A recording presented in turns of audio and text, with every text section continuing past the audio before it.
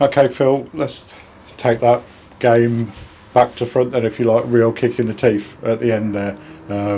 Good free kick, took it well and finished well, but that was a real kick in the teeth for the boys. I thought they played all right. Playing all right and getting something from a game of football are probably two different things. You know, there's a lot of focus and emphasis goes down to style of play and, you know, what does a manager bring to the party? Does he bring a philosophy? It doesn't really matter, to tell you the truth, at this moment in time. The club's in the position that we're in, and what we've got to do is we've got to have 11 players plus subs that are going to cross the white line and represent us to the best of their ability. And I thought tonight, in the main, I would have said the majority, I would have said 90-95% probably did that. And consequently, because of that effort and because of that commitment, deserved to get something from the game. At half time, it was 1-1, it could have been 2-2, it could have been 3-2 to us, it could have been 3-2 to Buxton. And then the second half was all about a grind. It was all about winning second balls. The football sort of took a back seat in the second half, and it was all about who had the spirit and who had the desire to get it over the line. And it looks like Buxton are playing with that spirit and desire. They did it on Saturday against Chorley. I saw the manager's interview after the Chorley game, and the manager was praising his team, obviously controlling the game, etc., etc., and then scored 3 goals from set pieces. And that was very uncharacteristic of Buxton. They are more into crossing, they're more into passing into space and finding a different way of scoring a goal. But then I heard Andy Priest doing his interview, and Andy Priest was beside himself, the fact that he was 92 minutes on the clock and he was 2-1 up, and then 97 minutes on the clock he's 3-2 down. So they've got that spirit, and that was clear and evident, and they've got 6 points from 2 games because of that spirit.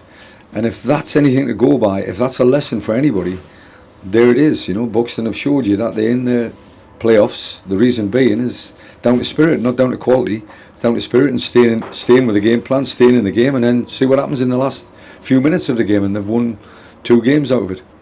Well, we've certainly got out of the blocks really, really quickly. First start for Ben Beresford and the first goal after just a few minutes, and that was a nice move, wasn't it? Yeah, it was a nice move, and it was sort of a lacklustre start from them, which is uncharacteristic, I suppose, to a certain extent. You'd be disappointed, but you know, it's not the start of the game, it's how it finishes. Ben gets chances. Ben came to me last year from Birmingham City, and he scored 3 goals in 5 games, and he just had that knack of getting in the right place at the right time, which is lovely to have as a number 9 or a 10 or wherever you're playing up there. Boothie, I think's got that as well. They could form a partnership, I don't know, but you know, it's something that we need to work at for sure. I think where Macca was concerned, Macca came off the bench and done himself a little bit of a disservice with a challenge. And I'm not too sure how he's going to respond to that. But tonight is about the stretches and the strains and the pressures that we put ourselves under when we play Saturday, Tuesday, Saturday. And unfortunately for me, one of the surprise packages, shall we say, Charlie Higginbottom, who I don't think is a centre-half, but he played centre-half tonight, and he's been playing centre-half for me, and he's been doing unbelievably well for me. And unfortunately he's limped out with a hamstring problem. That's the rigours of the game, you know, that's the rigours of what the game puts on us, and we have to somehow get round that battle of physicality and the mentality of being able to play Saturday, Tuesday, Saturday, plus the fact I've got to pick the right team with the right amount of legs and the right amount of nous for to try and win games like this. And I thought I had today, but if truth be known, when I took the skipper off, I'm not saying I'm blaming Jez by any stretch of the imagination, but when I took the skipper off, I took that little bit of nous how to get something over the line, and I don't know, blame me. It's the best part. The best way I can do it as manager is always to blame, so blame me. Well, there was some good football. I mean, a move that really springs to mind was when Dan Jarvis forced a great save from their keeper, and both keepers were busy. It was a game of chances, which I was pleased to see. Totally different game from Saturday, and it's good to see that your team can go toe to toe with the team that are at the top there. I said to them it would be a different game, and the reason why it would be a different game is, no disrespect to Alfreton, they have a style of play. Buxton certainly have a style of play that's totally different to that. You know, they're not about second balls, they're about passing into thirds and movement and trying to get a numerical advantage. He's tactically quite aware, and they try to get the left back on a 2v1 with regards to Marcel Oxley, and it worked for them in the first probably 20-25 minutes of the game. I was seriously considering making changes, not from the bench but on the field of play. But then Muzzy got himself into the game, and he started creating one or two problems the opposite side for them. So consequently, you know, it was a combined effort of people understanding what our system was all about and trying to make a numerical advantage out wide, and we did eventually, and consequently we had chances. But no, it was a good test tonight for us from a tactical point of view, from a physical point of view, which is the two things that really count. And the technical part of it, obviously you've got to take your hat off to the free kick. It was fantastic the way we've got a 5-man wall, a goalkeeper and probably 21 bodies in that penalty box, and he's stuck in the top corner unopposed. I really like to know how he's done that, but it's a good free kick, there's no doubt about it.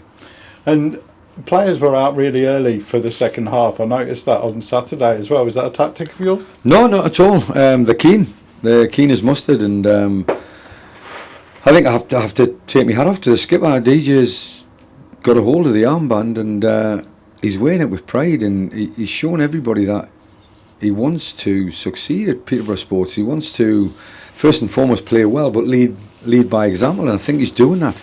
When I took him off the field of play, was it the wrong move? My old chief scout used to say that. What was the score when you made the substitutions? If it was 1-1 and you lost the game, then it was the wrong substitution.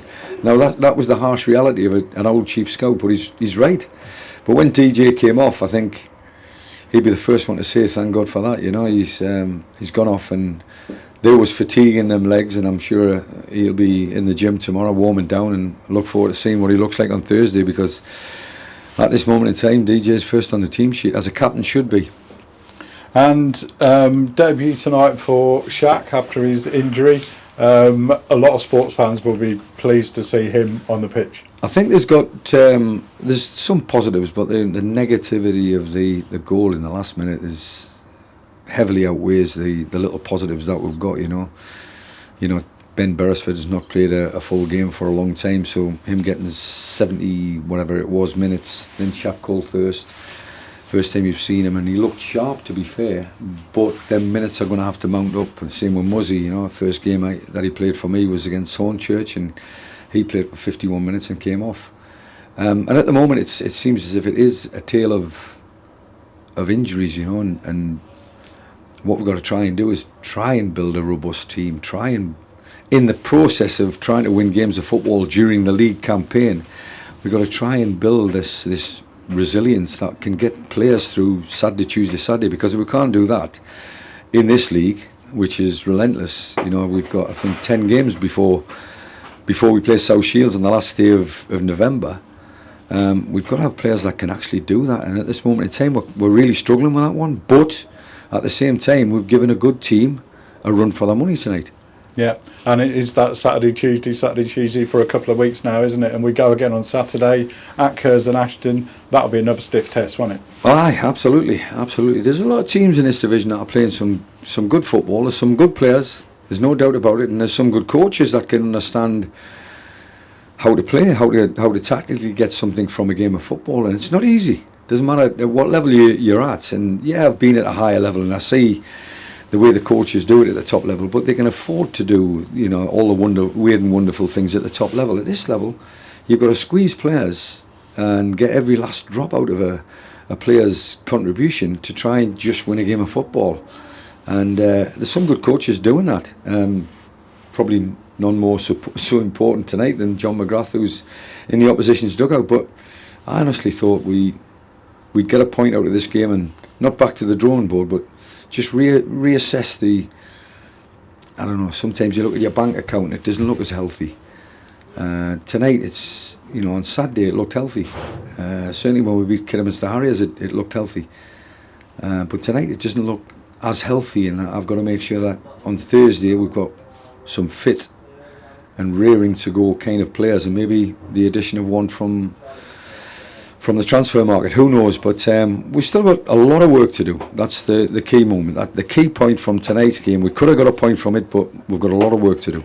And finally, that was going to be my question about, with Charlie going off, has that made your search for that centre half more urgent now? Well, it's urgent. It was urgent beforehand. Foxy has got to step up to the plate if nothing happens with regards to the transfer market, and he'll probably fancy himself for to get in there. I thought, Aaron Powell did a reasonable job. It was just his header was a little bit weak for the final goal. For the winning goal for them, and consequently, it's cost everybody caused everybody a little bit of a headache, and none more so than I thought. I thought the goalkeeper was going to get sent off, so it could have been worse, but at the same time it could have been a lot better if we had kept out the net. We were 50-50 up here whether Crookie needed to come for that, but we spoke about this a few weeks ago. He makes those decisions and he gives it 100%, and that's all you can ask, isn't it? He did well tonight, Crookie. Not a case of coming of age. He just came off his line and he swept up behind the back four, and there's a lot of 50-50s that he came at the edge of the box, and he's a big lad, and strikers are looking over the shoulder and thinking, hello, if they're going to get clattered by Crookie, it could be hurtful. But they took their big striker off and started going with little fellas, and they could get him behind as well, and they were playing with a little bit of quality, but we dealt with it. I thought we dealt with it quite admirably, but consequently, when we had the makeshift back four with Powley at right hand side centre back, that's when we conceded a goal, and we haven't got anything from a game that we've put a lot of effort into. Well, thank you for talking to us again, Phil, and good luck for Saturday. We go again. Thank you very much.